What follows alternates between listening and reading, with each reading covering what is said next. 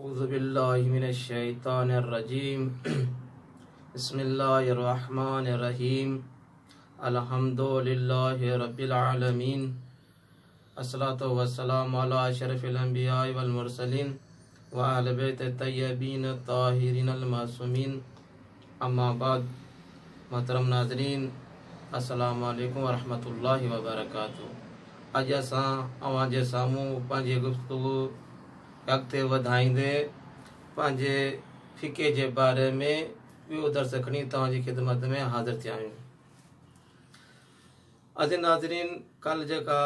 Programme हदीस बयान कईसीं रसूल ख़ुदा जी, त रसूल ख़ुदा फरमायो जेके इंसान बग़ैर कंहिं इल्म जे फ़तवाऊं जारी कनि था उन ते ज़मीन आसमान जे मलाइकनि जी लानत आहे।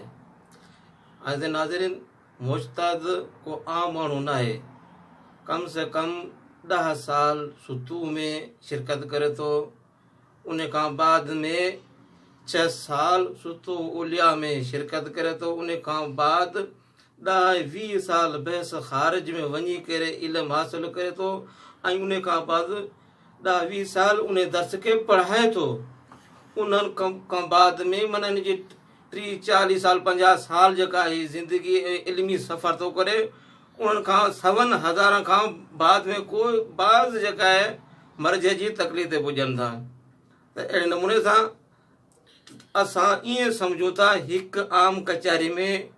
जंहिं नमूने सां ॾिसो ॿाराड़ी में इंसान जेका ॿाराड़ी में इंसान बाजू मच ॿारे उताकनि में कचहरियूं कनि था, उते बेत चवनि था ऐं कहाणियूं बयानु कनि था, हिक ॿिए गुज़ारियूं ॾियनि था। असां ईअं सम्झंदा था उलमा जी कचहरी थिए त उन मां कचहरी मां फ़तवाऊं जारी कनि था ऐं जेको मुंहुं मां आयो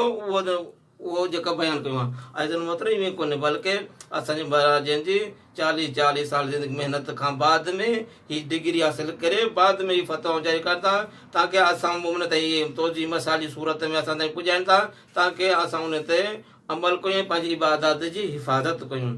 जॾहिं असांखे का ख़बर न आहे त असांखे ख़ामोश रहणु घुरिजे, या कंहिं वॾे आलिम तरफ़ रुजू कयो त आया हिन मसइले में हिन मुज्तहिद जी फ़तवा छा आहे। बल्कि असांजे मज़हब हक़ में मज़हब तशय्युअ में जंहिं मुज्तहिद जी तक़लीद कयूं था उन जे लाइ शराइत मौजूदु आहिनि। अगरि उन में उहे शराइत पाता वञनि पोइ तक़लीद उन जी वाजिबु आहे। ॾिनो तव्हां मुख़्तसर बयान इंशाअल्लाह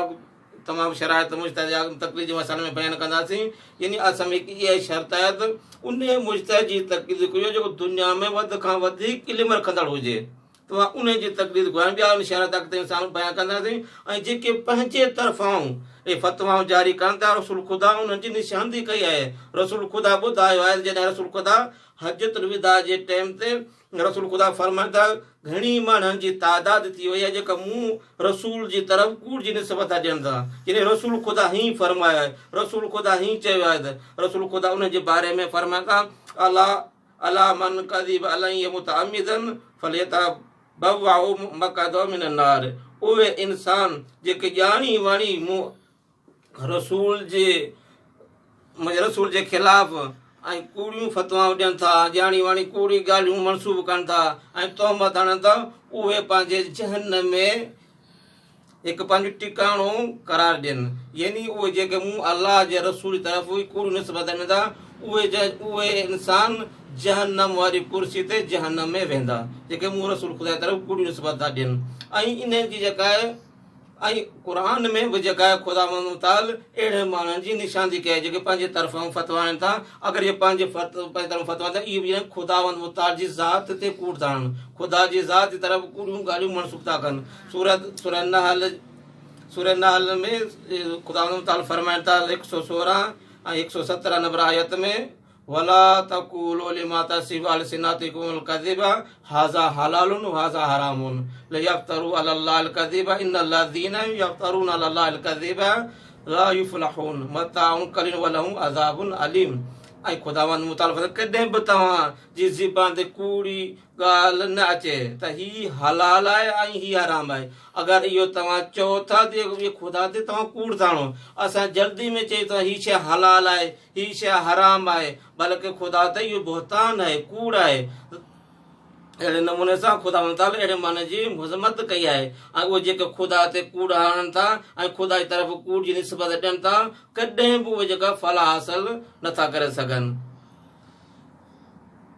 कॾहिं बि उहे इंसान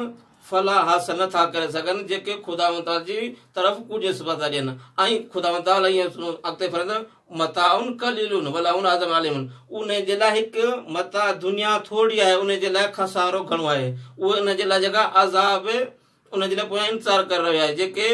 उन जे लाइ दुनिया में उहे सम्झनि था असांजे लाइ फ़ाइदो आहे ख़ुदा त इहो फ़ाइदो तव्हांजे लाइ कुझु ॾींहंनि जे लाइ जेके तव्हां पंहिंजे तरफ़ां ख़ुदा ते तव्हां तोहमत हणो था इहो तव्हांजे लाइ फ़ाइदो कलील आहे बल्कि इन जो जेको अज़ाब कसीर आहे वस्सलामु अलैकुम वरहमतुल्लाहि वबरकातुहू